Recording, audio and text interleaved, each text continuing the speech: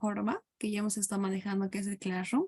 Y bueno, darles nuevamente a cada uno la bienvenida y el día de hoy tenemos un taller bastante interesante con un invitado muy especial. En esta ocasión tenemos la presencia del doctor Ernesto Ponzot, que en este caso nos va a hablar sobre el tema de lo que vendría a ser, a ver, disculpen, aquí está, sobre lo que es la incidencia de COVID-19 aplicando lo que son modelos de regresión logística en este caso. Ahora, para que podamos conocer un poco más de Ernesto, el doctor Ernesto Ponzot es consultor en ciencia de datos. Él es doctor en estadística, Magister Scientist en estadística aplicada e ingeniero de sistemas, con mención en investigación de operaciones. También el doctor Ernesto es director de Servicios de Información Administrativa y Organización y Sistemas de la Universidad de los Andes en Venezuela. También ocupó el cargo en la Superintendencia de Administración Tributaria y gerente general de la Alcaldía del Municipio Libertador del Estado de Mérida, también en Venezuela. Ha publicado más de 30 obras entre libros y artículos científicos en las áreas de estadística, sistemas de información y organizaciones, y ellas en revistas internacionales arbitrarias y también indexadas. También es consultor, ha asesorado diversos proyectos para grandes empresas, proyectos de investigación y proyectos de grado y posgrado universitarios. Así que bueno, en esta oportunidad vamos a tener el agrado de poder presenciar todo lo que nos va a poder enseñar con este taller. Así que bueno, aprovechemos a lo máximo todo el conocimiento que nos puede brindar en este caso el doctor Ernesto. Así que ya para poder comenzar le damos la bienvenida y adelante doctor Ernesto, lo escuchamos.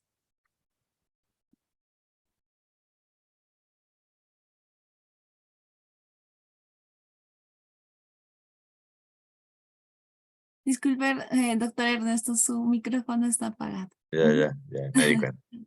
Sí. Listo. Buenas noches. Saludos a todos, ¿no? Me alegra mucho estar aquí y agradezco la invitación de DataGrow y de ustedes a dictar esta charla, ¿no?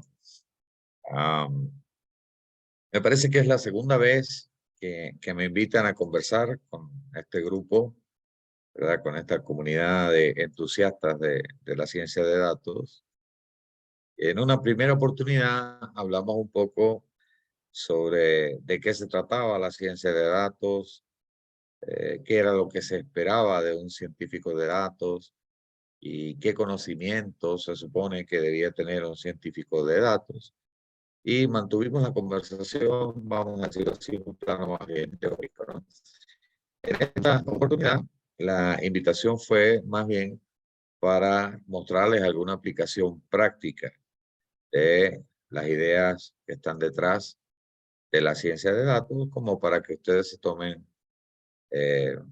una perspectiva del tipo de cosas que se pueden hacer con estas herramientas, ¿verdad? Y con estas metodologías, ¿no? Esencialmente, entendemos la ciencia de datos como una especie de combinación entre la matemática, la estadística, eh, la informática, ¿verdad? Armando una especie de mesita de 3 patas en donde de alguna manera es necesario dominar estos 3 temas para poder hacerla, ¿no? Proviene en sus inicios, en sus albores, proviene por supuesto de la estadística como disciplina científica. Hace como 50, 60 años, un estadístico muy connotado, John F. Tukey se llamaba, acuñó por primera vez el término análisis de datos. Hasta ese momento, la estadística era muy teórica, estaba muy basada en modelos matemáticos que terminaban en propuestas de teoría estadística, súper útiles, súper inteligentes, pero mantenidas mucho en un plano teórico. De hecho, se le llamaba estadística matemática en aquella época. Con Tukey a la cabeza se inició un movimiento en el que los estadísticos y la estadística Siguió por el camino de la teoría, por supuesto, porque ese camino no se debe ni se puede abandonar, pero comenzó una senda en la que se aplicaban las ideas de la estadística al análisis de datos, o sea, al tratamiento práctico de los datos que se recaban del mundo real, ¿no? Bien, el amigo Tukey, nuestro protagonista, yo me he preguntado muchas veces si él se imaginaría lo que terminó ocurriendo, o lo que ha terminado ocurriendo 50, 60 años después de esas primeras ideas, con aquello que él llamó análisis de datos, ¿verdad?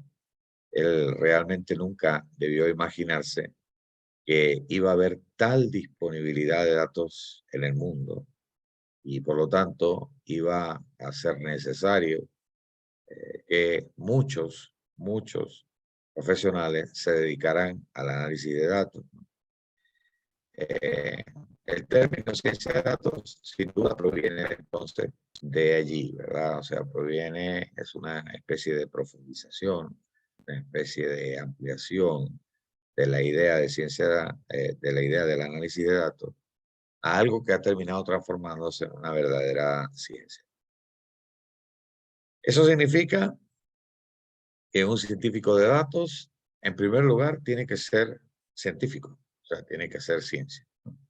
¿Y dónde está la ciencia en la ciencia de datos? Una pregunta interesante. Pues en la ciencia de datos proviene sin duda de la estadística.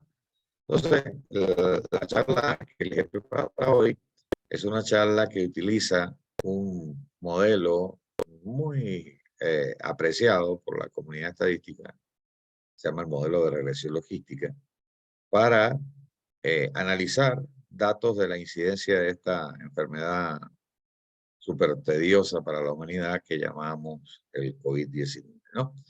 Entonces, como en esta oportunidad la idea es hablar un poquito más en términos de práctica, pues todo esto está en un laboratorio que yo he preparado con el Google Colab y pues, creo que sin mayor dilación podemos comenzar a verlo, ¿verdad? Y entonces yo voy a ir poco a poco explicando las cositas que se hicieron aquí, ¿no? Entonces, bien, voy a compartir mi pantalla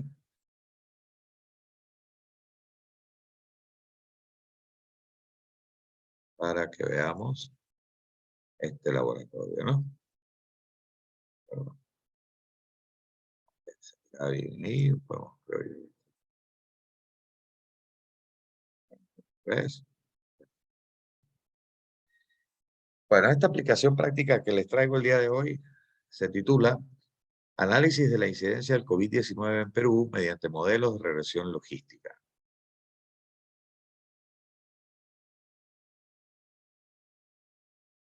Bueno, y su objetivo es ajustar un modelo de regresión logística, discutir los resultados e hipótesis y examinar cómo utilizarlo para estudiar la incidencia del COVID-19 en el Perú, ¿no? Me gusta cómo me quedó este laboratorio, entre otras cosas, porque yo diría que es una buena muestra de lo que un científico de datos tiene que hacer más o menos desde el principio a fin. Así que vamos a ir pasito a pasito viendo distintas cosas que es necesario hacer hasta llegar a tener algún resultado útil, ¿verdad? Entonces, por supuesto, la primera actividad de todo ejercicio práctico en la ciencia de datos son los datos. Y en este caso los datos se encuentran en dos archivos separados por comas, almacenados en la Plataforma Nacional de Datos Abiertos del Gobierno del Perú, con fuente del Ministerio de Salud. ¿Okay? Ambos archivos contienen las personas diagnosticadas y fallecidas registradas hasta el presente debido al COVID-19, entre otras características, ¿no? Y entonces lo primero que hay que decir es que son datos reales, son datos que han sido recabados por el Ministerio de Salud del Perú, que han sido puestos a disposición de todo el mundo en esto que llaman la Plataforma Nacional de Datos Abiertos. Darle clic aquí a este vinculito. Tenemos esta plataforma. Es un sitio web donde hay muchos datos de muy distinta y variada naturaleza, entre otros los que hoy voy a utilizar, ¿no? ¿ok? La Plataforma Nacional de Datos Abiertos. Fíjense que yo estoy usando el Google Colab como una herramienta fantástica para trabajar online en una especie de cuadernos Jupyter Notebooks, para programar en Python, ¿ok? En Python. Y entre las muchas cosas que permite esta plataforma es, por ejemplo, incluir, ¿verdad?, referencias a páginas externas, vínculos URL, imágenes, fórmulas matemáticas, es decir, es realmente muy rico el lenguaje que se proporciona en el Colab, ¿no? Sencillamente no se puede decir nada más, excepto que hay que agradecer a la gente de Google el que ha puesto esta aplicación al servicio de todos nosotros, de manera gratuita, y la verdad pues es un gran aporte, ¿no?, al estudio y al trabajo con ciencia de datos, ¿no? En primer lugar, debemos lograr una conexión con el lugar donde se encuentren, con el sitio donde se encuentren los datos. En mi caso, yo ya tengo los datos en mi Drive, en mi Google Drive, ya me los bajé del sitio web del gobierno del Perú y los tengo en mi Google Drive, para lo cual me conecto con el Google Drive, el mío personal, por supuesto. Cada quien se puede conectar al suyo, ¿no? Por esta instrucción, que es una instrucción de Python para conectarse al Drive de cada quien, ¿no? Fíjense que esta es una instrucción Python que primero que nada importa un objeto de la librería Google Colab. Estamos importando el objeto Drive y después le ordena a ese objeto que se monte, que se cargue, ¿verdad?, en un directorio virtual, digamos, que estamos llamando Content Drive, ¿no? Ya yo lo tengo montado, así que no debo tener ningún problema para la lectura de los datos. Vamos entonces con la lectura de los archivos. En este caso vamos a utilizar 4 librerías. Vamos a cargarlas de una vez para que las tengamos disponibles. Algunas de ellas las usaremos de inmediato, otras las usaremos más tarde, ¿no? La primera que vamos a cargar, en realidad estamos cargando 2 objetos de una librería que se llama DateTime, que en Python es una librería especializada en el manejo de datos de fecha. Datos tipo fecha, tipo hora, ¿no? En este caso, vamos a traernos el objeto date y el objeto datetime para utilizarlos cuando los necesitemos. También vamos a cargar una librería fundamental en la ciencia de datos con Python que se llama Pandas. Es la librería que maneja lo que en la jerga de ciencia de datos se llama un data frame, pero que nosotros conocemos simplemente como una tabla de datos. Las tablas de datos se manejan con Pandas en Python, ¿no? También vamos a traernos NumPy, que es una librería para hacer operaciones numéricas en Python, y nos vamos a traer de matplotlib.pyplot como PLT. Vamos a cargar una librería para hacer gráficos, ¿verdad?, para hacer figuras. Cargadas las librerías, lo siguiente es entonces la lectura de los datos. Ya, insisto, yo los tengo ya en mi Drive, así que lo único que tengo que hacer es conectar con un archivito, en este caso, ¿verdad? El archivito se llama positivoscovid.csv, se llama uno de ellos, y el otro se llama fallecidos COVID, ¿verdad? Fallecidos COVID se llama el otro. Obviamente, en el primero van a estar el registro de los casos que resultaron positivos para COVID-19, y en el segundo van a estar las lamentables muertes que ocurrieron atribuidas al COVID-19, ¿no? Creo que debo apagar mi camarita para ahorrar un poquito de ancho de banda. ¿Okay? Permítanme que apague mi camarita para que ahorremos un poquito de ancho de banda. A ver. Eso es.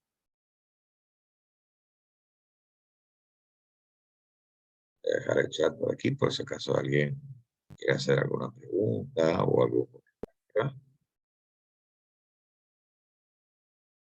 Pero fíjense que esta es una lectura de archivos CSV, que son archivos separados por coma, viene del inglés Comma Separated Values, que son especiales, generalmente manejados en español. Así que el separador, en lugar de ser la coma, es el punto y coma, ¿verdad? Y entre las cosas que vamos a leer dos columnas que corresponden con fechas. ¿Ok? Son fechas. Entonces, para que de una vez sean reconocidas como fechas, a la instrucción le podemos decir que, digamos, componga estas dos fechas, fecha corta y fecha resultado, ¿no? No vamos a usar todos los datos que están. Buenas noches, Gianmarco, ¿cómo te va? No vamos a usar todos los datos que están en el archivo, sino que vamos a usar solamente algunas columnas.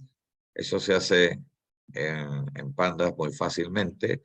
Simplemente le decimos, ¿verdad?, que vamos a usar las columnas tales o cuales, estas y aquellas, o como en este caso, le estamos diciendo que vamos a usar todas las columnas que están en el conjunto 0, 1, 4, 5, 6, 7. ¿Okay? Esas son las que vamos a utilizar. Eso para el caso de los positivos. Para el caso de los fallecidos, también tenemos una fecha de corte y una fecha de fallecimiento. Y ahora las vamos a usar en el rango de 0 a 6, que es lo que se logra con esta instrucción range 0 a 6. En realidad se logra 0 a 5, ¿verdad? O sea, que aquí usaremos las primeras 6 columnas, lo que quiere decir esta instrucción. Bueno, leídos los datos,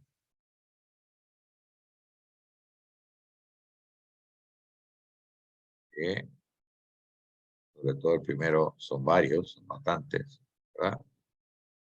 Ahora comencemos por hacer algunas cositas que hacen falta, ¿no? Entonces, por ejemplo, una primera cosita que voy a hacer aquí es que para las columnas departamento, método X y sexo, ¿ok? Particular para el data frame de los positivos, ¿sí? Yo le voy a asignar un tipo de dato especial que en Pandas se llama categórica. O sea, quiero que la columna departamento, la columna método DX y la columna sexo sean variables categóricas. Sean variables que explícitamente están formadas por categorías, ¿verdad? Algo parecido vamos a hacer con el archivo de los fallecidos, con las columnas sexo, clasificación DEF y departamento. Las vamos a transformar en variables categóricas. ¿Ok? ¿Qué más vamos a hacer? Vamos a crear dos nuevas variables, una en los positivos y una en los fallecidos, que tengan las edades de las personas, pero categorizadas, o sea, transformadas en categorías. ¿Ok? La edad viene como un número, pero la vamos a transformar en categoría, ¿no? Y fíjense que para hacer eso, en Python, necesitamos definir varias cosas. Por ejemplo, aquí en beans, esta variable que estamos llamando beans, es un arreglo, es una lista de valores que contienen los límites de esas categorías. 0, 12, 25, 45, 65 y 120 el máximo, ¿no? Aquí en labels, la etiqueta, esta variable labels que estamos creando, estamos asignando las etiquetas a cada una de esas categorías. A la primera categoría, digamos que es de 000 a 012, la segunda es de 012 a 025, y así sucesivamente, ¿no? Y por último, estamos utilizando el método cut, de cortar, digamos, discretizar, con la columna edad de los positivos y con la columna edad declarada de los fallecidos, para que le aplique esos límites y esas etiquetas, ¿ok? Y esta instrucción cut se va a encargar de categorizar esos valores, ¿no? Y bueno, aquí le estamos diciendo que el lado derecho de la categoría es abierto, ¿ok? Eso es lo que le estamos diciendo con esto de right, false. Si le dijéramos right, true, tendríamos categorías que son intervalos con intervalos cerrados a la derecha. Ahora estamos pidiéndole que nos haga intervalos abiertos a la derecha, ¿no? Otra cosita que estamos haciendo aquí es reindexar los archivos, ¿verdad? Reindexar los archivos, perdón, no reindexar los archivos, sino tomar el índice de los archivos y transformarlo en una variable, en una columna, ¿no? Eso porque probablemente lo necesitemos más adelante, ¿no? Entonces estamos creando otra nueva columna más que se llama ID, con el índice que tiene cada data frame, ¿no? Es un trabajo preliminar típico de la ciencia de datos, ¿verdad? Esto entra dentro de la categoría de lo que llamamos data wrangling, ¿verdad? O data cleaning también se puede llamar, ¿verdad? En general, en español no hay muy buenas traducciones para estas dos palabras, así que nosotros lo llamamos preparación de datos, ¿verdad? Entonces, esto es un poco la preparación de los datos. Entonces, veamos qué datos son esos que tenemos en las manos. Vamos a hacer un display de los positivos que están en mi data frame llamado dfpost, ¿verdad? Okay. Aquí tenemos una tablita muy bonita que fabrica el Colab con la instrucción Python, ¿verdad?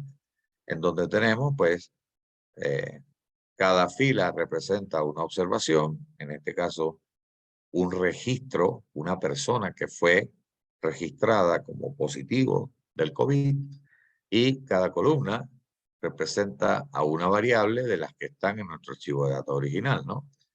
Y entonces, por ejemplo, tenemos la fecha en la que ocurrió el registro, se supone que si 2022, 0618, 2022, 0618, ¿verdad? Hay un montón de fechas aquí. Tenemos el departamento del Perú en donde se registró la ocurrencia. Tenemos el método por el cual se diagnosticó a la persona, al paciente, ¿verdad? Tenemos la edad del paciente, el sexo del paciente, la fecha del resultado. Ajá, esta es la fecha del corte, es la fecha en la que se hace el corte de realidad, la fecha donde ocurrió el diagnóstico es esta que llamamos fecha de resultado.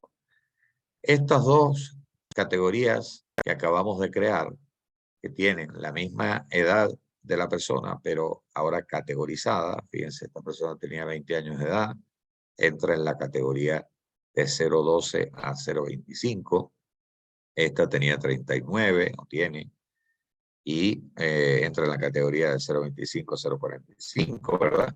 Y así sucesivamente. Y por supuesto que el ID que creamos coincide con el índice, que es este valor que está a la izquierda de la tabla. Fíjense que el despliegue de estos datos es bien inteligente, ¿verdad? El Colab se da cuenta que es un archivo enorme, ¿sí?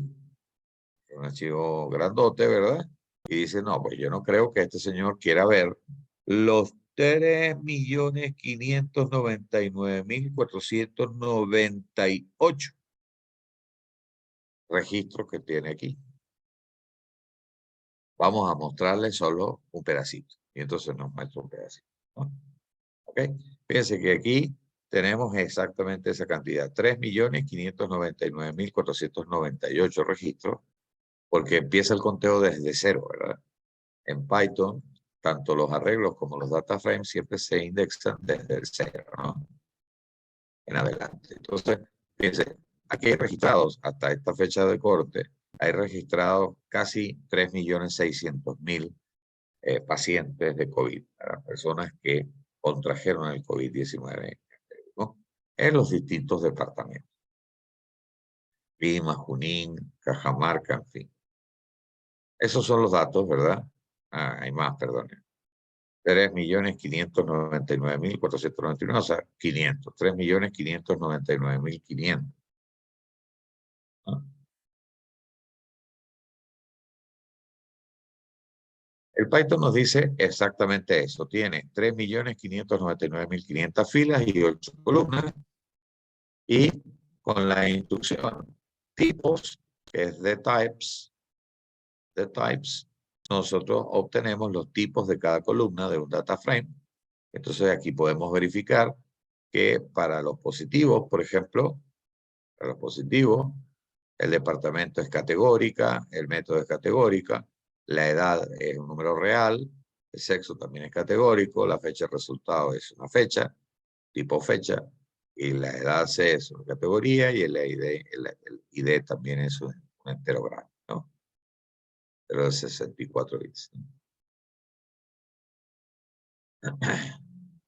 Cuando le decimos a Python que nos describa este data frame, que es el data frame de los positivos, ¿sí? Él obvia la descripción de todas aquellas columnas que no sean numéricas, ¿sí? Que no sean numéricas. Y nos muestra una descripción de las columnas que son numéricas, ¿no? Obviamente, esta descripción numérica de la columna ID no tiene sentido, porque nosotros sabemos que este es un identificador, realmente no es un número. La única que verdaderamente tiene sentido es la edad, que sí es verdad que es un número. Y entonces, bueno, aquí está el número de registros de edad que hay, la media de las edades, alrededor de 40 años, fíjense, la desviación estándar, 1,76, el mínimo valor, menos 7,9, que evidentemente tiene que ser un error, ¿verdad? El 25% más bajo de la distribución, 2,8, primer cuartil se llama. La mediana es 3,8 por 10 a la 1, es decir, 38 años de edad. El tercer cuartil es 52 y el máximo es 2 por 10 a la 3.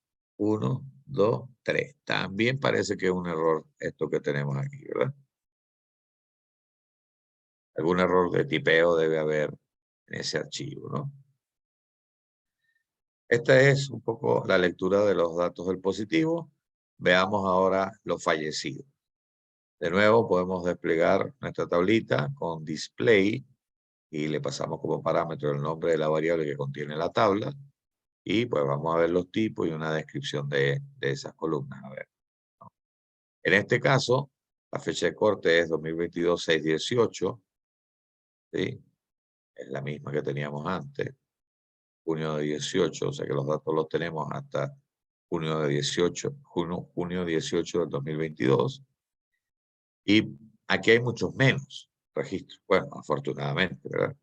Porque los registros que están aquí se supone que son las personas que fueron diagnosticadas con COVID-19 y fallecieron. En este caso, tenemos 213.389 fallecidos atribuidos al COVID, ¿no? Aquí tenemos 8 columnas en el archivito y esas son, bueno, la fecha de corte, la fecha del fallecimiento, ¿sí? La edad declarada al momento de fallecer la persona, el sexo de la persona, la clasificación, digamos, definitiva de con qué criterio se diagnosticó el COVID y con qué criterio se adjudicó la muerte al COVID, ¿no? Criterio virológico, SINADEF, etcétera. El departamento donde se registró la persona, la edad ahora categorizada de la persona, ¿verdad? Y no alcanzamos a verlo todo, nos corremos un poquito a la derecha y ahora sí vemos también el identificador, ¿no? Estos son los datos que estamos manejando en este ejercicio práctico, ¿no? Bueno, ¿qué otras cosas vamos a tener que hacer antes de poder utilizar todo esto, ¿no? Entonces, fíjense, yo estoy haciendo aquí un nuevo data frame que llamo dfPostG. por aquello de que este va a ser un data frame con los datos positivos de los pacientes que dieron positivo en COVID, pero agrupados. Y eso se hace en Pandas, en Python, con el método group by aplicado al data frame, ¿no? Entonces tenemos group by. Vamos a agrupar por. Y hay que decirle, por supuesto, por qué criterios va a agrupar. Y entonces, en este caso, vamos a agrupar por el año de la fecha del resultado, el mes de la fecha del resultado. Vamos a agrupar también por departamento. Vamos a agrupar por sexo. Perdón. Y también vamos a agrupar por edad. Y precisamente para eso necesitamos el identificador, porque una vez que queremos agrupar los datos, tenemos que decirle que haga alguna operación, que se llama una operación de dominio agregado en la jerga de base de datos, una operación de dominio agregado sobre un campo en particular. En este caso le estamos diciendo que la operación es count, o sea, cuente los identificadores. En pocas palabras, agrupe por año de la fecha de resultado, por el mes de la fecha de resultado, por el departamento, por el sexo y por la edad categorizada, y cuente el número de registros que caen en cada uno de estas categorías, ¿verdad? De estos valores anidados. Reindexemos este archivito que acabamos de crear y pongámosle al índice, que va a ser un índice combinado, pongámosle lo que cada una de estas cosas significa. Vamos a hacer un índice que ahora tiene año, mes, departamento, sexo y edad, ¿verdad? Y esas variables van a formar parte del índice. Y en el fondo vamos a tener una sola columna, que es el conteo, ¿verdad? El conteo de los casos positivos que ocurrieron en cada cruce, ¿verdad? Reseteemos el índice, ¿sí? Renombremos la columna que se creó, que se llama count. Vamos a ponerle positivos, pos, ¿verdad?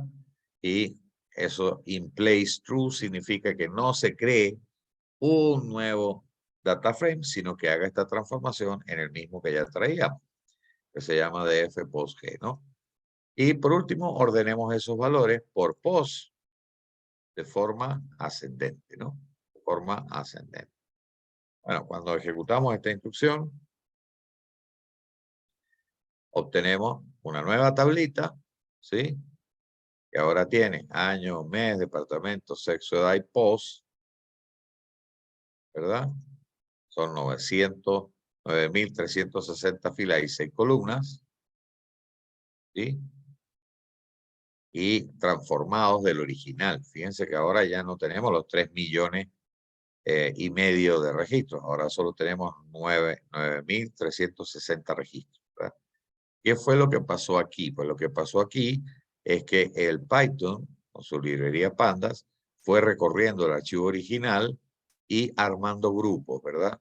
Armó un grupo, año 2022, mes 1, departamento Lima, sexo femenino, edad de 025 45, y contó el número de casos de personas que se corresponden con este conjunto, ¿verdad? Con este grupo. Fíjense que en este caso, este es el grupo más numeroso, fueron 132.284 personas, ¿verdad? Las que finalmente resultaron en esta combinación de categorías, ¿no? Lo mismo fue haciendo con todas las combinaciones posibles de esas categorías y encontramos que hay algunas categorías, algunas combinaciones que no tienen ningún representante. O sea, que ninguna persona de las que están en el archivo reunió los requisitos, ¿no? De ser, por ejemplo, en el año 2021, ¿qué? Mes 10 del departamento de Arica, sexo femenino entre 45 y 65. Por ejemplo. No hay ninguno, ¿verdad? ¿Ok? Algo parecido vamos a hacer con los fallecidos. ¿Ok? Aquí están nuestros amigos los fallecidos. Entonces, agrupamos por fecha de fallecimiento, dentro de la fecha del año, también el mes, el departamento, el sexo y la edad declarada. También vamos a contar los identificadores que caen en cada categoría y estamos haciendo exactamente lo mismo con ellos después. ¿Ok? Entonces, bueno, aquí tenemos, ¿verdad? No sé por qué, creo que esta cosa no me está haciendo caso con el índice. Vamos a ver más adelante si me hizo caso con el índice. ¿No? Parece que no me ha hecho caso con el índice. Me debe estar faltando alguna librería. Vamos a ver. Ok. Ahora, ¿qué vamos a hacer? Fíjense, vamos a hacer un merge. Vamos a hacer una intersección de estos dos conjuntos, ¿no? Del conjunto de positivos y el conjunto de fallecidos. ¿Okay? Vamos a hacer esa intersección. Como en ambos casos, las cosas comparten año, mes, departamento, sexo, edad, ¿verdad? Y tenemos positivos, fallecidos, ¿verdad? Y también podemos calcular entonces los no fallecidos, ¿sí? Vamos a hacer la intersección de los dos conjuntos y vamos a tomarnos una libertad que merece ser explicada, ¿verdad? Vamos a calcular los no fallecidos simplemente como la diferencia entre los positivos y los fallecidos. Pero esto definitivamente no es verdad, ¿sí? ¿Por qué no es verdad? Bueno, no es verdad porque nadie garantiza que en la misma fecha que fueron diagnosticados con COVID-19, el mismo año y mes, la persona falleció. La persona puede haber sido diagnosticada con COVID varios meses antes de fallecer, ¿verdad? Entonces, necesariamente no ocurre que la diferencia entre los positivos y los fallecidos sean los que no fallecieron, ¿verdad? Eso hay que tenerlo muy claro. Sin embargo, con estos datos y dispuestos de esta manera, no tenemos muchas más formas de hacer esto, ¿verdad? No tenemos muchas maneras distintas de hacer esto. ¿Y por qué no tenemos muchas maneras diferentes de hacer esto? Bueno, porque lamentablemente los datos de los fallecidos y los datos de los pacientes positivos no comparten un identificador que nos permitiera saber si una persona que fue diagnosticada con el virus terminó falleciendo o no, ¿verdad? Si tuviéramos esa información, podríamos hacer esto de mucho mejor manera, ¿verdad? De una mucho mejor manera, ¿verdad? Sin embargo, no la tenemos, entonces vamos a tener que hacer esta suposición. Detrás de esta suposición está la idea de que, perfecto, de acuerdo que una persona puede ser diagnosticada con COVID eh, un mes, 2 meses o 3 meses antes de fallecer, si es que falleció. Pero con el avance del tiempo, esto más o menos se va equilibrando, ¿verdad? Esta cosa que no es enteramente cierta se va equilibrando, ¿no? Y pues no tenemos muchas más alternativas. Entonces vamos a pensar en que tenemos a los positivos, a los fallecidos y no fallecidos, simplemente la diferencia, ¿verdad? Y obviamente que aquí estamos mirando algo que es imposible, y es que haya una cantidad de no fallecidos negativa, ¿verdad? Estos son valores negativos que sencillamente no pueden ocurrir. Que yo no puedo decir que fallecieron menos 400 o no fallecieron menos 426 personas, ¿verdad? El mínimo que pueden no haber fallecido son 0 personas, pero no puede ser un número negativo. Así que aquí tenemos un problemita que también debemos corregir, ¿no? Bueno, entonces, ¿cómo corregimos este problemita? Y pues debemos corregir este problemita, por ejemplo, utilizando una instrucción de NumPy que es súper útil, que es el método where. Un método que recorre una lista cualquiera y aplica una condición lógica que se bifurca en dos, ¿verdad? Una cuando la condición lógica, un camino cuando la condición lógica se cumple y un camino cuando no se cumple. En este caso particular, ¿verdad? Vamos a decirle a los positivos, ¿verdad? Que ellos sean los positivos, ¿verdad? cuando los positivos son mayores que los fallecidos. Pero si no es así, entonces vamos a suponer que los positivos fueron los fallecidos. Si estamos pensando que las personas fallecieron por COVID, pues fueron diagnosticadas con COVID sin ninguna duda, ¿no? Entonces, para evitar ese número negativo que no nos gusta nada, vamos a reasignar algunos valores al campo de los positivos. Vamos a decir, bueno, si los positivos son mayores que los fallecidos, entonces deje a los positivos. Pero caso contrario, en vez de positivo, ponga a los fallecidos. Con esto lo que vamos a lograr es que la diferencia entre positivos y fallecidos sea, cuando muy chiquita, 0, ¿verdad? ¿Ok? También vamos a hacer otra cosa que siempre es importante cuando uno utiliza rutinas estadísticas, y es eliminar de alguna forma los valores faltantes, ¿verdad? Los nulos, que en Python se conocen como NA, a veces null, a veces none, ¿verdad? Sí, los NA. Los vamos a eliminar. En una situación un poco más realista, eventualmente no necesitaríamos eliminarlos, sino que debiéramos investigar por qué tenemos nulos allí y tratar de corregir esa situación. Pero bueno, aquí estamos haciendo un ejercicio, si se quiere, un poco académico, y pues vamos a eliminarlo simplemente. De todas maneras, tenemos datos de sobra, ¿verdad? Bueno, vamos a imprimir los tipos, ¿sí? Y vamos a darle tipos correctos a nuestro archivo que contiene positivos, fallecidos y no fallecidos, agregados por año, por mes, etcétera, etcétera, etcétera. Al año le decimos que es entero, al mes también es un entero, el departamento ya sabemos categórico, ¿verdad? A los positivos les asignamos un entero, a los falsos, a los fallecidos les asignamos un entero también, y a los no fallecidos un entero también, ¿no? ¿Ok? Y solo por ver qué es lo que está pasando aquí, vamos a desplegar una tablita, ¿sí? Que agrupando por departamentos nos sume todos los casos positivos que hay en el archivo. ¿Ok? Luego nos vamos a quedar con un data frame definitivo, que será el data frame que contiene toda esta información, pero solo para el departamento Madre de Dios. ¿Ok? Solo para el departamento Madre de Dios. Vamos a resetear su índice, ¿ok? Y vamos a ordenar los valores, ¿verdad?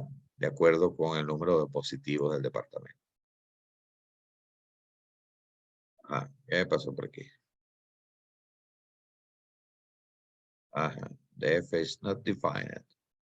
¿Dónde está DF? No está por aquí. Ah, es que no he corrido algunas de las instrucciones anteriores. Ah,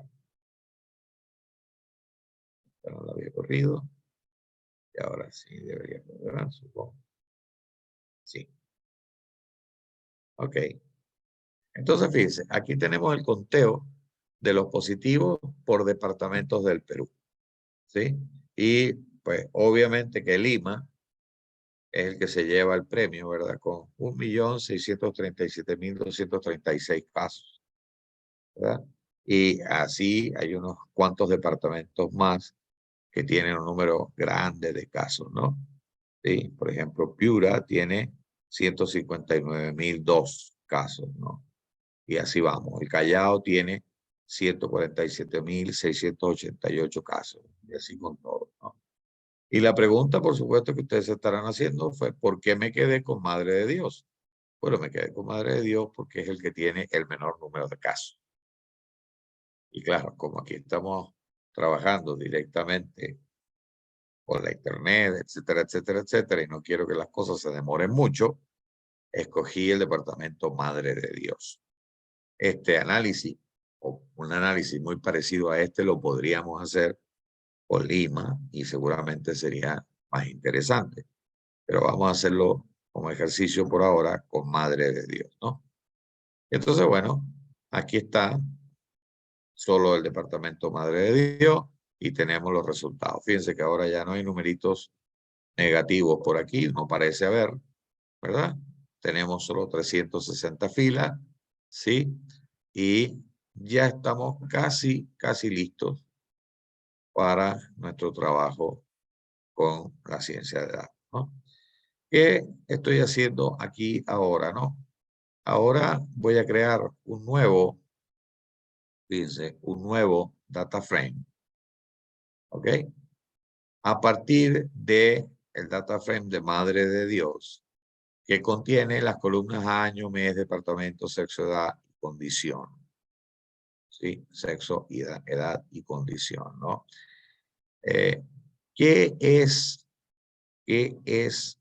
lo que vamos a entender por condición ahora? Aquí está expresado, ¿no? Por condición vamos a poner una F, ¿sí? Si se trata de una persona fallecida, ¿sí? Y NF si se trata de una persona no fallecida. Este es un trabajito que necesitamos hacer para correr luego la rutina de regresión logística sobre esta variable dicotómica, que será fallecido o no fallecido, ¿no?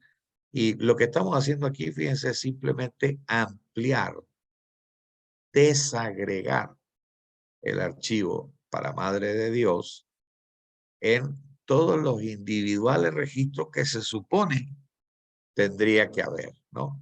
Entonces, ¿qué es lo que estamos haciendo? Bueno, para la longitud de Madre de Dios, ¿verdad?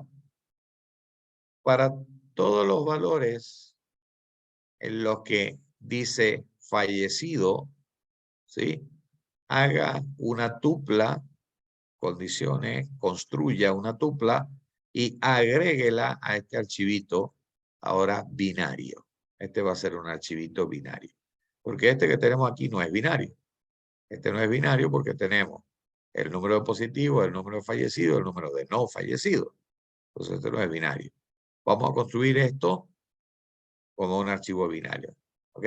Entonces, por ejemplo, agarramos a este amiguito que dice 242, Madre de Dios femenino, 25 a 45, y son 800 positivos. Eso significa que vamos a crear 800 registros, cuya condición será, ¿verdad?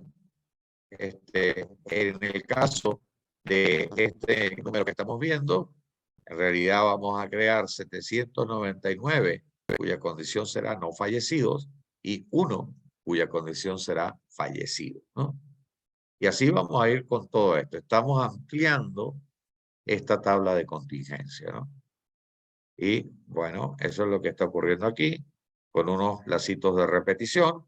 Seguramente esto se puede mejorar, o sea, hoy en día a los programadores modernos no les gusta utilizar estos lazos de repetición, pero probablemente se pueda mejorar, pero esto es una forma clara de entender lo que estamos haciendo, ¿no?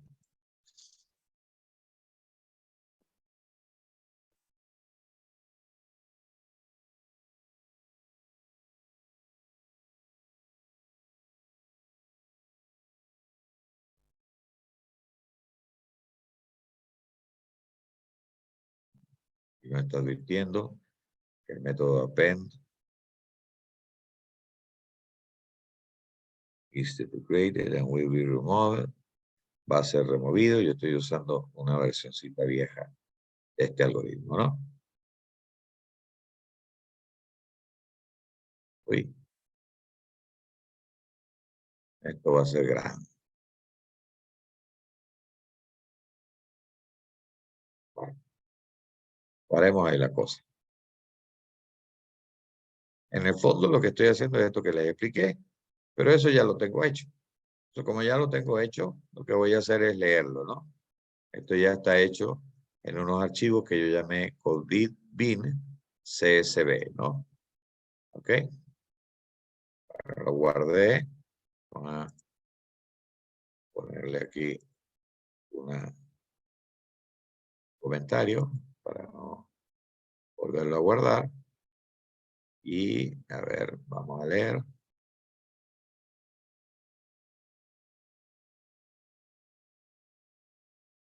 Aquí está la idea. Gracias a Dios y a la Virgen, ya lo tenía hecho, ¿verdad? Aquí está entonces, fíjense de nuevo, el archivito ahora ampliado, amplificado. ¿Sí? Por ejemplo, año 2020, mes 3, Madre de Dios, sexo femenino de 0 a 12, la condición fue falleció, ¿verdad? el mes categórico, que lo vamos a ocupar más adelante, vamos a ponerle 2020-03, y la condición binaria de haber fallecido es 1. La condición binaria de no haber fallecido es 0. Entonces, a los que fallecieron le vamos a poner 1, a los que no fallecieron le vamos a poner 0, ¿no? Ahí está un ejemplito de todos ellos. Los 390 registros de Madre de Dios se nos transformaron en 17.894 registros, como era evidente que tenía que ocurrir, ¿verdad? Fíjense, ahora ya tenemos un archivito que tiene la condición binaria de falleció o no falleció debido a COVID. Todo en el departamento Madre de Dios, agregado, agrupado por sexo, por edad, por año y por mes. ¿Ok? Eso ya es el archivo que puede entrar como input a nuestros modelos de regresión logística, ¿no? Entonces, empecemos por la formulación del modelo. Ahora sí, formulando el problema. Yo les escribo, dice, todo problema de investigación comienza con una pregunta. En este caso, la pregunta que nos hacemos es, entre las personas diagnosticadas con COVID-19, ¿son las condiciones de edad o sexo explicativas de la proporción de fallecimientos? Es una buena pregunta, ¿verdad? A todos nos dijeron que la edad definitivamente influía en la probabilidad de fallecer por COVID-19, ¿verdad? Pero nosotros tenemos además la curiosidad sobre si también influirá el sexo, por ejemplo. De eso no se dijo nada, no se dijo mayor cosa. Todos entendíamos que la edad, sin duda, era un factor determinante, pero no sabemos nada del sexo. Entonces, con estos datos, que son datos reales, vamos a ver si podemos descubrir algo en cuanto a edad y sexo como explicación de la proporción de fallecimiento, ¿no? Entonces, CP, la probabilidad de que la persona haya fallecido, F, y por supuesto 1 menos P, la probabilidad de que no, NF, no haya fallecido, o lo que es lo mismo, la probabilidad de 1 y la probabilidad de 0, ¿verdad? Sean las variables explicativas de interés, sexo y edad, y la variable respuesta, la condición de fallecido, CONDI, si es F o NF, ¿no? Sea entonces el modelo de regresión logística conceptual, logit de P sub I igual a beta 1 más beta 2 por sexo sub I más beta 3 por edad sub I para I desde 1 hasta 17.894, ¿no? Esto lo que quiere decir es que estamos tratando de ajustar un modelo de regresión logística a nuestros datos, en donde la variable respuesta es la condición, si falleció o no la persona, y luego las variables explicativas, las que creemos nosotros que son explicativas, son el sexo y la edad. Y nos podríamos preguntar por muchas más cosas, pero en este caso nos estamos preguntando por esto, ¿no? Bueno, debemos construir el vector de respuesta Y y la matriz de diseño X. En este caso, P es la probabilidad de que Y sea igual a 1, y 1 menos P es la probabilidad de que Y sea igual a 0, ¿verdad? Entonces, bueno, podemos hacer una tablita de frecuencias, que yo la tengo preprogramada aquí, pero creo que el tiempo no nos da para que expliquemos mucho más de ella.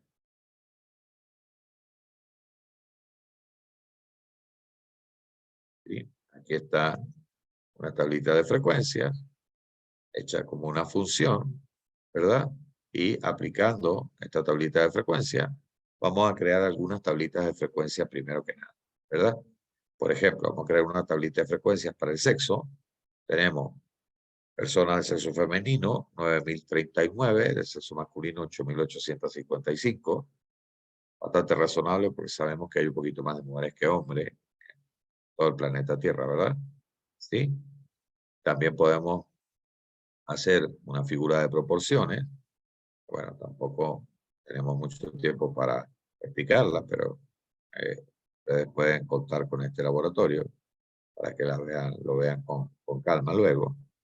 Esta es una figurita de proporciones, ¿verdad? Una gráfica de proporciones que nos dice, bueno, 49% de las personas que están en este archivo son de sexo masculino, 51% de sexo femenino. Coincidentalmente es casi exacto con lo que yo me imagino será la proporción entre los sexos femenino y masculino en el Perú, ¿verdad? Podemos hacer una tablita de frecuencias para las edades. Entonces, en este caso tenemos para las distintas edades la frecuencia. Tenemos entre 0 y 12, 995 pacientes. Entre 12 y 25, 2.473. Entre 25 y 46, ¿verdad? El mayor número, 8.212. Después, entre 45 y 65, 4.893. Y entre 65 y 120, son los mayores, 1.321, ¿no? La tablita de frecuencia. También podemos hacer, por supuesto, el gráfico de proporciones, ¿sí? Para verlo de manera gráfica, ¿verdad? Claramente, la categoría de la que tenemos más representantes es de 25 a 45 años de edad. ¿Sí? 0,46% de todos los registros, ¿no? Bueno, aquí, ¿qué podemos hacer? Podemos hacer una tablita de frecuencia del tiempo, ¿ok? Del tiempo. En este caso, vamos a hacer una tablita de frecuencia de aquellos que son condición F, o sea, de los que fallecieron, ¿verdad? Por tiempos, ¿no? Entonces tenemos 2020, mes 03, 2020, 04, 05, ¿sí? A ver. Ajá. El mayor número de fallecidos se registró en el año 2020, mes 07. ¿Ok? Aquí empezó a bajar un poco, bajó un poco, luego empezó a subir otra vez, hubo un repunte importante en el 2021, abril, ¿verdad? Un repunte importante y después empezó a bajar todo, ¿no? Luego vinieron, me imagino, las vacunas y la cosa se mejoró sustantivamente, ¿no? Aquí tenemos, por ejemplo, esto, ¿verdad? Vamos con nuestro modelo ahora.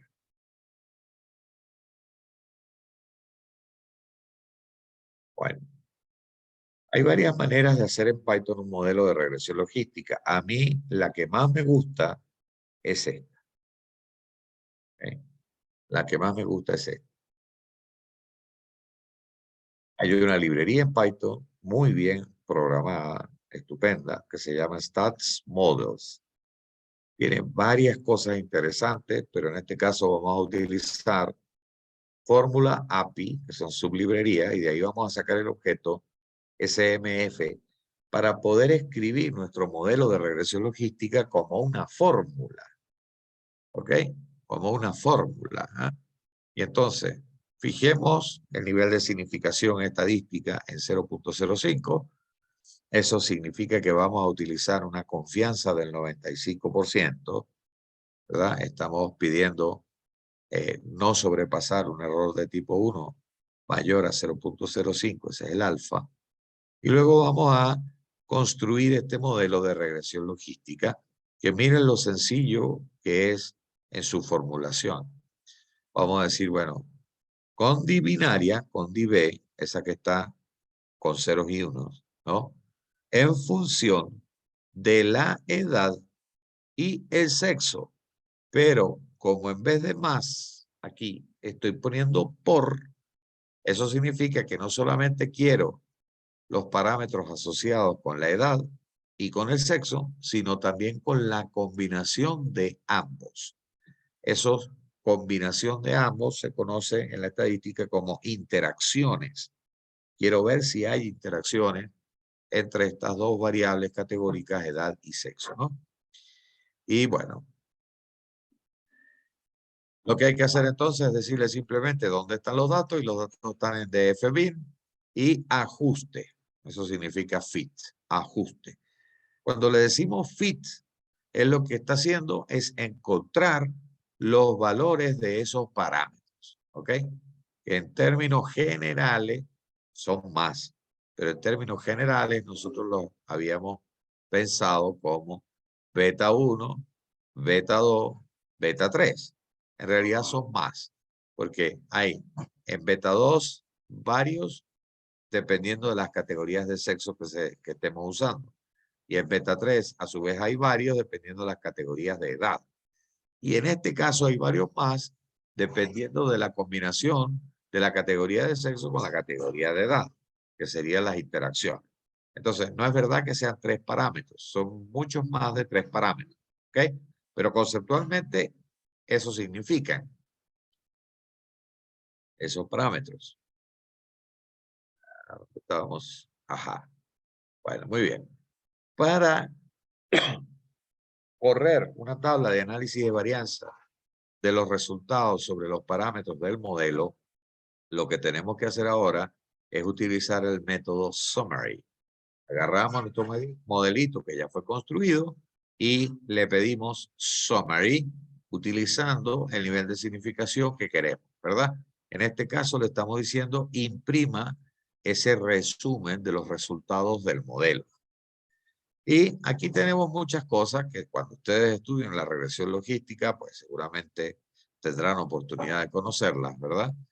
Pero en general, lo que nos interesa, ¿sí? Más de todo esto, ¿sí? Es eventualmente los grados de libertad residuales y los grados de libertad del modelo. Y este es un valor interesante, ¿sí? Pseudo R cuadrado, R square, ¿no? Tenemos un valor de R cuadrado, que es una medida de lo bueno o malo que es el modelo, que es bastante deficiente, es bastante poquita, pequeña. Yo la quisiera más cerca de 1. En este caso está más cerca del 0 que del 1. Pero bueno, como dice la Biblia, con los bueyes que tengas haréis, ¿no? No hay mejor modelo con los datos que tenemos. A continuación, se producen los resultados del análisis de la varianza de cada uno de los parámetros de nuestro modelo. Entonces, tenemos un intercepto, luego tenemos un parámetro para la edad de 12 a 25, otro de 25 a 45, 45 a 65, 65 a 120, tenemos un parámetro para el sexo masculino, y luego tenemos parámetros para la combinación de estas cosas, ¿verdad? Que se llaman los parámetros de las interacciones. Alguien se puede preguntar, pero profe, esas no eran las categorías que teníamos originalmente. No, falta una. Falta la primera, ¿verdad? Falta la primera categoría que decía desde 0 hasta 12. Y también falta una categoría del sexo, que era el sexo femenino. ¿Ok? Esas categorías que no están en esta tabla se denominan niveles de referencia de los factores. Y no son necesarias en esta tabla. De hecho, estorban, ¿verdad? Porque no nos permitirían hacer el análisis de varianza. Pero eso no significa que no están siendo consideradas. Simplemente cuando no haya ningún parámetro para el sexo, en vez de entender que el sexo es otra cosa, entenderíamos que el sexo es femenino, ¿verdad? Así que no es necesario que tengamos esas cosas aquí, ¿verdad? Bueno, lo que hay que leer de inmediato en esta tabla es cuáles de estos factores tienen un p-valor más chiquitito que el nivel de significación que nos hemos dado. Y el intercepto, pues claramente lo tiene, ¿sí? Esta primera categoría también, esta segunda categoría no, la tercera sí, la cuarta sí, ¿verdad? El sexo no parece estar influyendo mucho y ninguna de las interacciones resulta significativa. Todas tienen un p-valor mayor que 0.05, lo cual representa para nosotros que no son significativas. O sea, que no hay una diferencia importante entre la combinación de edad de 12 a 25 con sexo masculino o de 25 a 45 con sexo masculino. Las cosas se comportan más o menos igual en esas combinaciones. Eso en cierto sentido es un alivio porque estas son las interacciones y nos ocasionarían, de haber resultados significativos, que nuestras explicaciones debieran ser bastante más complicadas de lo que finalmente van a ser. ¿Ok? También el Python nos produce un intervalito de confianza del 95% de confianza para los valores de los parámetros. ¿Ok? Entonces esos valores de parámetros, este primero que es el intercepto, se ajusta o se estima en menos 4.35. Luego el primero de la edad en menos 1.29, bueno, y así sucesivamente. Y aquí tenemos un intervalito de confianza, ¿no? Si en el intervalo de confianza está incluido el 0, entonces seguro que el parámetro no es significativo. Y aquí tienen ustedes un ejemplo, ¿verdad? Sí, aquí el intervalo de confianza para los valores de este parámetro van de menos 1,46 a 0,3 y eso incluye al 0. Por lo tanto, este parámetro puede ser 0 y no resulta significativo. ¿Qué pasa cuando un parámetro en el modelo de regresión logística no es significativo? Bueno, que en realidad ese parámetro no tendría por qué aparecer en el modelo. Y eso lo que además significa es que a lo mejor esa variable no tiene nada que hacer con la respuesta. No influye para nada en la respuesta, ¿no? Pero como sabemos que nuestras interacciones no son significativas, vamos a volver a hacer un modelo, pero ahora sin interacciones. En vez de por, le vamos a poner a la fórmula más, nada más. ¿Ok? Aquí volvemos a repetir nuestra tablita de análisis de la varianza, ¿sí? Y este es el resultado. ¿Ok? Ahora entonces tenemos el intercepto significativo, la edad también, ¿sí? Y, oh cielos, qué horror, ahora resulta que el sexo sí es significativo.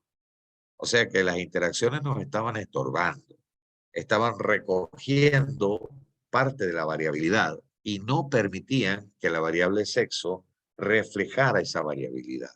Cuando quitamos las interacciones porque no resultaron significativas, ahora resulta que el sexo sí es significativo. Este es un resultado muy interesante porque esto lo que significa es que los fallecimientos, ¿verdad? Por COVID-19 efectivamente pueden ser explicados por la edad, porque algunos de los niveles de edad son significativos, pero algo que probablemente no sabíamos es que también pueden ser explicados por el sexo de la persona. En otras palabras, pues, personas de sexo femenino fallecen por COVID de manera estructuralmente distinta a como lo hacen los hombres, ¿verdad? ¿Ok? Eso es un descubrimiento interesante que probablemente muchos de nosotros no sabíamos, ¿verdad? Sí sabíamos que la edad influía, pero yo no sé ustedes, pero yo nunca escuché que el sexo también. Bueno, ahora podemos escribir las posibilidades de fallecer, ¿no? Y entonces, si escribimos las posibilidades de fallecer, ¿sí? Recordamos, por ejemplo, que si este es el modelito, ¿verdad? Cuando hablo de posibilidades, me estoy quitando de encima el logic y tengo probabilidad de éxito sobre la probabilidad de fracaso, ¿sí? Y eso se llama la posibilidad, de manera que los cambios en las variables explicativas se reflejan de forma multiplicativa en las posibilidades. Entonces, miren cómo interpretamos estas posibilidades, ¿sí? Decimos, e elevado a la beta 2 es 1,93. Ser de sexo masculino, que es el parámetro beta 2, que controla el sexo, ¿verdad?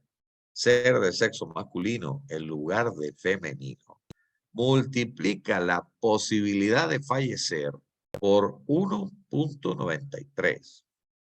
¿Ok? Es bastante más alta la posibilidad de fallecer de los hombres que de las mujeres. Casi 2 veces más posibilidades de fallecer tienen las personas de sexo masculino que las posibilidades que tienen las de sexo femenino. ¿Ok? 1,93 veces más para ser exacto. A la beta 3,1, que es la primera categoría de edad, da 0,43. Entonces eso significa que pasar de una edad de 0 a 12 a una de 12 a 25 multiplica la posibilidad de fallecer por 0,43. Eso significa, es decir, disminuye. Disminuye. ¿Ok? Y esta es otra que tampoco nos sabíamos, porque se dijo en su momento que el COVID afectaba de menor manera, ¿sí?, a los infantes, ¿ok? A los niños, ¿sí? Pero eso no es enteramente cierto. Resulta que, ¿sí?, la posibilidad de fallecer de los niños pequeños, ¿ok? Las posibilidades de fallecer de los niños pequeños, ¿ok?, son mayores que las posibilidades de fallecer de los adolescentes y los adultos. Y eso es un resultado simpático. ¿Por qué? Porque a los niños no se los vacunó con prioridad, ¿verdad? Se vacunó a los ancianos primero, a los adultos mayores después, después a los adultos jóvenes, digamos, y por último a los niños. Incluso en algunos lugares no se pensó en vacunar a los niños, ¿no? Y efectivamente, los niños no tenían muchos problemas con el COVID, pero los niños pequeños tenían más problemas con el COVID que los niños grandes, podemos decir. ¿Ok? Porque al pasar de 0,12 a 12 a 25, la posibilidad de fallecer se multiplica por 0,43. Significa que las personas de 12 a 25 tienen menos chance de fallecer que los niñitos chiquitos de 0 a 12. ¿Ok? Este también es un hallazgo interesante que tampoco se dijo por los medios de comunicación social, ¿no? Bueno, pasar de 0 a 12 a 25 a 45 prácticamente no se afecta. La posibilidad, el exponente de beta 3,2 a 1 no se afecta. Luego pasar de 0 a 12 a 45, 65, ¿sí?, multiplica la probabilidad de fallecer por 5,29. Aumenta en un grado importante, y eso más o menos sí lo sabían, ¿verdad? O sea, los niños pequeñitos tienen muchas menos posibilidades de fallecer que las personas adultas mayores de 45 a 65. Y la cosa terrible es cuando pasamos de 0 a 12 a 65 a 120, o sea, a los ancianos. Cuando ya nos vamos a los ancianos, fíjense, la posibilidad de fallecer por COVID se multiplica por 32. O sea, se va a las nubes, ¿verdad? Se dispara enormemente, ¿no? Y entonces, bueno, nuestra conclusión con este trabajo, que a mí me pareció muy simpático, ¿verdad?, es, por último, la siguiente, ¿no? Es claro que ser hombre y mayor de 5 años de edad es una condición de muy alto riesgo si se padece de COVID-19. No podemos decir otra cosa, pero quisiéramos decir otra cosa, pero no podemos decir otra cosa, ¿verdad? No podemos.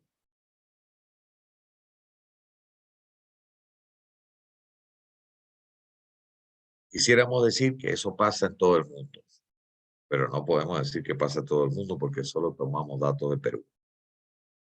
También quisiéramos decir que pasa en todo Perú, como más o menos está dicho ahí, pero la verdad es que eso es una mentirita piadosa, porque deberíamos restringirnos exclusivamente a lo que pasó en el departamento Madre de Dios. ¿Ok? Ahora, en realidad, no veo una buena razón por la que esto que descubrimos no haya pasado en todas partes, ¿verdad? ¿Y por qué me llamó la atención esta aplicación sencilla? Porque bueno, primero tuvimos que trabajar un poco con los datos, como ustedes vieron, prepararlos bien. Luego tuvimos que hacer algunas suposiciones. No teníamos otra forma de trabajar. Eh, digamos, muy arbitrariamente dijimos, bueno, vamos a meter a los positivos y a los fallecidos en el mismo mes, en el mismo saco, un poco lo que dijimos. Pero luego el resultado es súper interesante porque el resultado descubrió varias cositas que no se dijeron nunca en los medios de comunicación. Nunca se dijo que los infantes, que los niños chiquitos, tenían más chance de fallecer que los adolescentes y los adultos jóvenes. Eso nunca se dijo. Tampoco se dijo que los hombres tenían más chance de fallecer que las mujeres. Las mujeres, el organismo de las mujeres parece ser más resistente al COVID que el organismo de los hombres. Esas son dos cosas que no se dijeron. Una que sí se dijo es que a mayor edad, mayor riesgo de fallecer. Y esa obviamente la ratificamos con estos datos, ¿no? Y bueno, esta aplicación lo que muestra para todos ustedes es simplemente cómo podemos utilizar estas técnicas estadísticas, en este caso de regresión logística, para hacer investigación sobre conjuntos de datos y obtener conclusiones y resultados que pueden ser bien interesantes, ¿verdad? Obviamente que si ustedes quieren entender un poco más estas cosas, pues hay que estudiar un poquito de estadística. En este caso hay que estudiar un poquito de Python también, pero seguramente muchos de ustedes ya saben esto, así que pues espero que les haya gustado estas ideas prácticas, ¿no? Y bueno, hasta aquí. Si alguien tiene alguna pregunta, alguna duda, algo que quiera que discutamos. Ajá. Telma nos dice, ¿qué pruebas estadísticas recomendaría realizar? No, no te puedo recomendar una, ni dos, ni tres, Telma. Las pruebas estadísticas, todas dependen de la situación y de lo que tú quieras hacer. En este caso estamos usando la técnica de regresión logística porque queremos estudiar la proporción de fallecidos en un conjunto que es dicotómica. Esa variable es dicotómica, porque tú falleces o cuando falleces. ¿Sí? Entonces, cuando tienes una variable dicotómica, este es un tremendo modelo para batirse con variables dicotómicas, pero no todas las variables son dicotómicas, ni siempre te interesa una estructura de este tipo. Te puede interesar un simple modelo de regresión lineal, por ejemplo, cuando tu variable es numérica y puedes tomar cualquier valor. Y entonces ahí la técnica es la regresión lineal, ¿verdad? Entonces, no es que yo pueda recomendarte una prueba Doppler, no existe tal cosa. A cada situación, la estadística que corresponde. A ver, ¿más preguntas?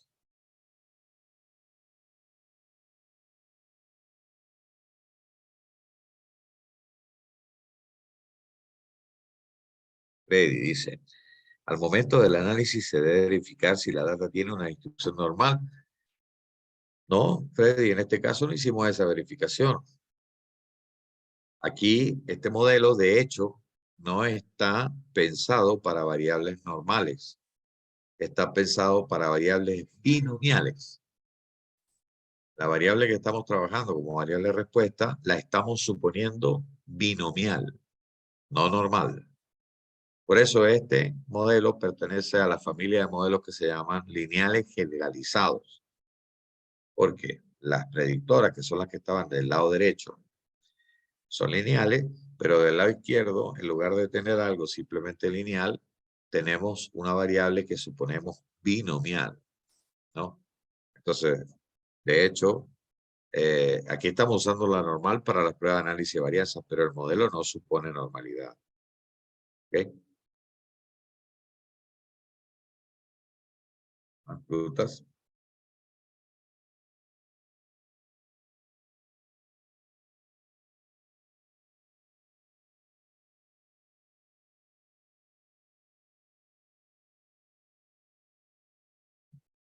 No parece haber más preguntas. ¿Ok? Entonces, bien. ¿Sí? Ajá. Gracias, dice Rodrigo. Genial análisis y presentación. Gracias, gracias.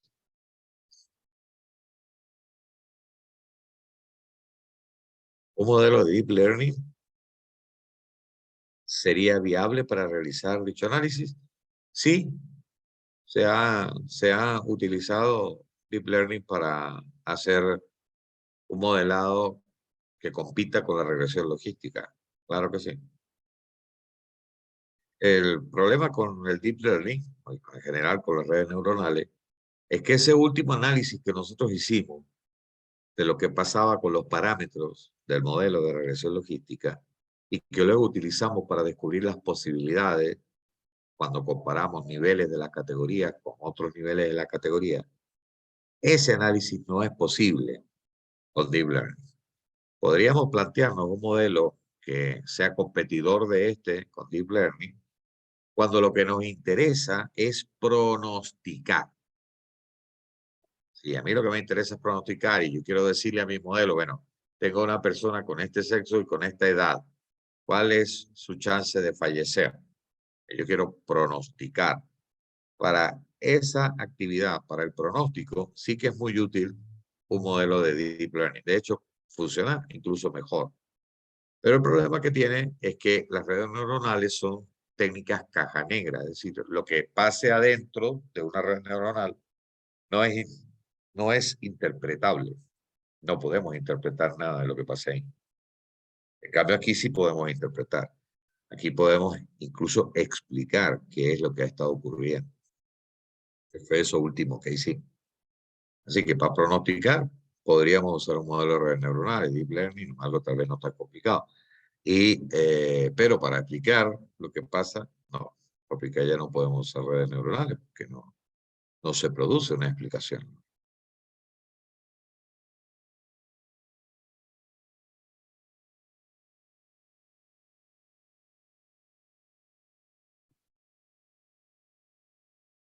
Rodrigo Javier. Muchas gracias por su ponencia, doctor Ernesto. Nos enorgullece contar con su participación. También soy moderador de Datagrowth. Tengo problemas con el micrófono. Agradecerle nuevamente por acompañarnos el día de hoy. De nada, Rodrigo. Para mí siempre es grato colaborar con ustedes, ¿ok? Que son súper entusiastas de la ciencia de datos. Para meterle el diente a estas cosas, muchachos, hay que estudiar un poco, o mejor dicho, bastante. Pero es muy interesante y muy bello el tema, muy bello el área de trabajo. Juliana Choque está lanzando unos aplausos por allí. Es muy grato para mí colaborar con ustedes. Agradezco a Yamar porque me ha invitado ya un par de veces. Telma dice, muchas gracias, doctor, me dio muchas ideas. Gracias por compartir su conocimiento. De nada, Telma. Vamos a la orden, cualquier duda, cualquier cosa, por allá. Ya Marco tiene mis datos, ¿verdad? David nos dice, muy buena explicación, gracias por la información. De nada. Arrancamos con esto simplemente porque la vez pasada hablamos muy teórico y nos quedamos por allá en la nube. Entonces la idea era mostrar una aplicación práctica, ¿no? Pero entiendo que quienes no han estudiado modelos de regresión logística o no conozcan Python o lo que sea, les puede haber costado un poco hoy. Pero ahí se tomaron una breve con una idea de las cosas que se pueden hacer, entre otras. Ajá, ahí está dando mi seña del LinkedIn. Muchas gracias, doctor. Ajá, gracias a ti, Alejandra, por asistir. Sí, sí, como no, compárteles el link de mi LinkedIn como quieran, ¿no? Bueno, muchachos, éxito, ¿ok? Sigan adelante por este camino del entusiasmo con la ciencia de datos, el análisis de datos, ¿ok? Esa comunidad que están creando me parece súper simpática, Data Grow. De nada, de nada. Me despido entonces. Buenas noches.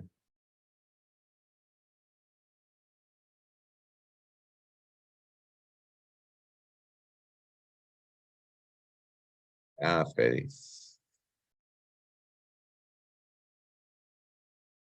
Un gusto, digo. Ok, bye bye.